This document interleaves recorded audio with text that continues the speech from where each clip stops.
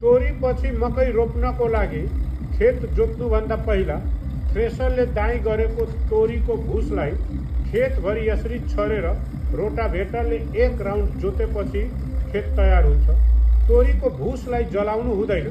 तोरीको भुस जलाउँदा वायुमण्डल प्रदूषित हुनुको साथसाथै पोषक तत्त्वहरूको विनाश हुन्छ। यसरी छरेर जोत्ने हो भने यो यही कुहिन्छ र मल बन्छ।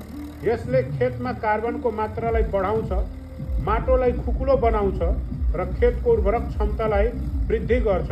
हजुरहरू पनि मकै छर्ने सोचमा हुनुहुन्छ भने तोरीको भुसलाई यसरी प्रयोगमा लिन सक्नुहुन्छ।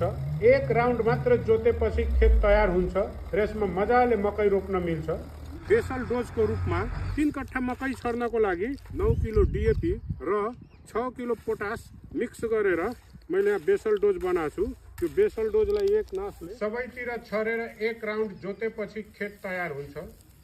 यो भिडियो जानकारीमूलक लागेमा यसलाई लाइक र सेयर गर्नुहोला। धन्यवाद।